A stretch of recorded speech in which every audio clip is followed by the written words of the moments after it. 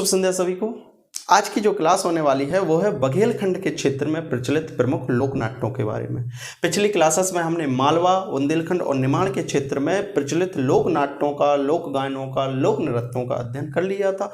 जो आज की क्लास होने वाली है वो बघेलखंड अर्थात रीवा, सतना, सीधी, सिंगरौली इस वाले क्षेत्रों में प्रचलित प्रमुख लोक नाट्यों का अध्ययन करेंगे। ठीक है, तो चलिए प्रारंभ करते हैं। सर्वप्रथम इस वाले क्षेत्र में प्रचलित प्रमुख जो लोक नाटक है वो है नौटंकी। नौटंकी में जो प्रमुख पात्र होता है उसे बोला जाता है सूत्रधार, और जो लोगों को हंसाता है इसमें से जो भी व्यक्ति नाटक के माध्यम से दर्शकों को हंसाने का कार्य करता है उसे बोला जाता है विदूषक। क्या बोला जाता है? विदूषक। और जो प्रमुख पात्र होता है उसे सूत्रधार या रंगा भी कहते हैं। ठीक है, पहली चीज जो नौटंकी है लोकनाट्य वो प्राचीनतम लोकनाट्य शैली पर आधारित है और यह बुंदेलखंड एवं बघेलखंड दोनों क्षेत्रों में प्रचलित है। मैंने बताया था कि जो बुंदेलखंड और बघेलखंड है वो एक दूसरे से काफी सीमावर्ती क्षेत्र हैं। इस कारण से जो सांस्कृतिक प्रभाव जैसे मालवा पर राजस्थान का, गुजरात का है, उसी तरह से बुंदेलखंड और बघेलखंड का आपस में है। ठीक है, तो जो नौटंकी है वो बुंदेलखंड में भी प्रचलित है और बघेलखंड में भी प्रचलित है। तीसरी बात, जो आधुनिक नौटंकी का उद्भव माना जाता है वो भारतेंदु हरिश्चंद्र के नाटकों से माना जाता है। किस पर आधारित है? भारतेंदु हरिश्चंद्र के नाटकों को नाटक के माध्यम से, नौटंकी के माध्यम से प्रस्तुत किया जाता है। तो जो आधुनिक नौटंकी का उद्भव माना जाता है वो भारतेंदु हरिश्चंद्र के नाटकों से माना जाता है। ठीक है, दूसरा है रास। रासलीला जो निमाड़ के क्षेत्र में प्रचलित था उसमें कृष्ण लीलाओं को प्रदर्शित किया जाता था। उसी तरह से जो रास लोकनाट्य है उसमें कृष्ण की लीलाओं पर आधारित नाटकों का प्रदर्शन किया जाता है। स्पेशली केवल कृष्ण की, राधा का उतना प्रेम प्रसंग इसमें प्रदर्शित नहीं किया जाता है। तो जो कृष्ण लीलाओं में जिसमें वैद लीला, गेंद लीला, जब जो गेंद खेलते हैं आपने देखी होगी कभी महाभारत, तो कृष्ण के जन्म के पश्चात जो अनेक घटनाएं घटित होती हैं जिसमें कालिया नाग का वध होता है, कदम के पेड़ पर उनकी अनेक लीलाएं, गोपियों को परेशान करना, तो इस तरह के प्रसंगों का जो नाटककार होते हैं वो कृष्ण के रूप को धारण करके इस तरह की लीलाओं को नाटकों के माध्यम से प्रदर्शित करते हैं। दूसरी बात, इसके अभिनय संबंधी तत्वों पर पारसी संस्कृति का प्रभाव देखा जाता है। पारसी समुदाय जो भारत में भी काफी कम मात्रा में पाया जाता है, तो केवल एकमात्र ऐसा नाटक है रास नाटक जिस पर पारसी संस्कृति का प्रभाव देखा जा सकता है। ठीक है, यह प्रश्न आ चुका है कि मध्य प्रदेश के किस लोकनाट्य पर पारसी संस्कृति का प्रभाव देखा गया है, तो वो है रास। अब इसके बाद है तीसरा मनसुख। रास नाटक का जो परिवर्तित रूप है, जैसे मैंने बताया था रास में केवल कृष्ण की लीलाओं को प्रदर्शित किया जाता है, तो राधा कृष्ण के प्रेम प्रसंगों पर एवं श्रृंगार रस पर आधारित जिन नाटकों का प्रदर्शन किया जाता है, प्रस्तुतिकरण किया जाता है, उसे बोला जाता है मनसुख। जब प्रेम होगा तो मन में सुख भी होगा, तो हम ये कह सकते हैं कि राधा कृष्ण प्रेम प्रसंगों पर आधारित श्रृंगार रस से भरपूर नाटकों का प्रस्तुतिकरण किया जाता है। इसी कारण से इसे मनसुख लाल, इसका अन्य जो नाम है मनसुख लाल भी कहा जाता है। मनसुख लाल भी कहते हैं मनसुख लोकनाट्य को। ठीक है, जो रास का ही एक परिवर्तित रूप है। उसके बाद है हिंगोला। हिंगोला एक मंच रहित नाट्य परंपरा पर आधारित होता है। सबसे पहली बात, जो मुख्य बात यह है कि जैसे माच हुआ, तो माच के लिए क्या होता था, अर्थ ही होता था संस्कृत में कि माच का अर्थ होता है मंच, अर्थात वो मंच पर ही किया जाता था। तो इसके लिए अर्थात हिंगोला के लिए किसी भी तरह के मंच की आवश्यकता नहीं होती। तो मंच रहित परंपरा पर आधारित लोकनाट्य, इसमें गीतों की नोक झोंक पर वाद विवाद किया जाता है, अर्थात प्रश्नोत्तर शैली मान सकते हैं, या दो समुदाय होते हैं, दो नाटककार होते हैं जो आपस में गीतों के माध्यम से, नाटकों के माध्यम से नोक झोंक को प्रदर्शित करते हैं। ठीक है, तो ये हो गया हिंगोला लोकनाट्य। इसके बाद है छाउर।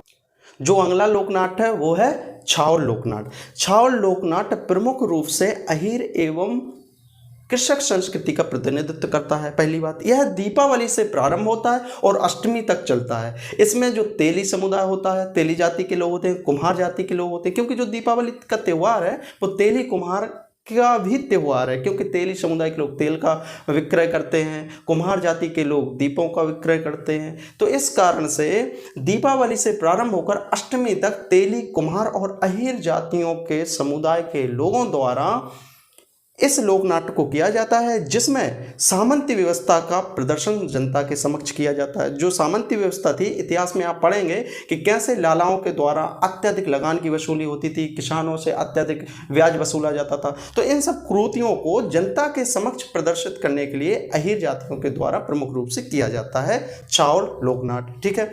उसके बाद है लकड़बग्गा। लकड़बग्गा जो है वो एक आदिवासी लोकनाट्य है जिसमें विवाह के पश्चात आदिवासी युवक युवतियां कोई पशु का रूप धारण करते हैं और कुछ मानव का रूप धारण करते हैं। तो पशु और मानव के परस्पर संयोग को प्रदर्शित करने के लिए इस लोकनाट्य को किया जाता है। विवाह के पश्चात आदिवासी युवक युवतियों द्वारा इसे किया जाता है। इसमें पशु और मानव के परस्पर संयोग का अभिनय किया जाता है। इसमें एक लकड़बग्गे का रूप धारण करता है और कोई लड़की होती है उसका अपहरण किया जाता है लकड़बग्गे के द्वारा, लेकिन ऐसा कहा जाता है कि वो जंगलों में ले जाता है फिर भी उसको नुकसान नहीं पहुंचाता है। तो जो मानव और पशुओं के आपसी तालमेल को प्रदर्शित किया जाता है इस नाटक के माध्यम से। वैसे भी आदिवासी युवक द्वारा किया जाता है, युवतियों द्वारा किया जाता है। इसका मतलब जो जनजातीय समुदाय के लोग होते हैं वो तो वैसे ही प्रकृति के संरक्षक रहे हैं, क्योंकि प्रकृति तो उनका घरौंदा रहा है। इस कारण से इस लोकनाट्य में पशु और मानव के परस्पर संयोग को प्रदर्शित किया जाता है। ठीक है। जो अगला है वो है जिंदवा। महिलाओं द्वारा विवाह के अवसर पर जब बारात जाती है तो बारात में अधिकांशतः पुरुष लोग जाते हैं, तो घर पे बसती हैं महिलाएं। तो बसी के दिन महिलाओं के द्वारा विवाह के अवसर पर इसे किया जाता है, जिसमें जो महिलाएं होती हैं वो पुरुष का रूप धारण करती हैं, शर्ट पैंट पहनती हैं, कोट वगैरह पहनकर, और कोई पुरुष बनता है। फिर उसके बाद अभिनय किया जाता है, नाटक किया जाता है। इसे बहलोल के नाम से भी जाना जाता है। और इस लोकनाट्य की सबसे प्रमुख बात यह है कि यदि पुरुषों के द्वारा छिपकर इसको देखा जाता है तो महिलाओं के द्वारा उनकी झाड़ू, मूसलों और बेलनों के द्वारा पिटाई होती है। मतलब एक प्रेम के रूप में, मतलब वैसी पिटाई नहीं, हाथ पैर तोड़ने वाली नहीं। मतलब सामान्यतः ऐसा माना जाता है कि यदि पुरुषों के द्वारा अभिनय देखा जाता है तो उन्हें झाड़ू, बेलन और मूसलों द्वारा खदेड़ा जाता है। ठीक है। तो इसलिए आपसे अनुरोध है कि ये वाला जो लोकनाट्य है, जिंदवा लोकनाट्य, ये केवल आप पढ़ सकते हैं, देख नहीं सकते। पुरुष समुदाय से अनुरोध है। ठीक है। इसे बहलोल के नाम से भी जाना जाता है। यह प्रश्न आ चुका है कि लकड़बग्गा किस क्षेत्र में प्रचलित प्रमुख लोकनाट्य है। माच आ चुका है और लकड़बग्गा आ चुका है। दूसरी बात, जिंदवा को किस नाम से जाना जाता है, बहलोल, ये प्रश्न भी आ चुका है। ठीक है। बाकी उम्मीद करता हूँ आपको ये सब चीज़ें काफ़ी रोचक लगेंगी। अपनी संस्कृति के बारे में जानने में जो मज़ा है ना, वो तो बात ही अलग है।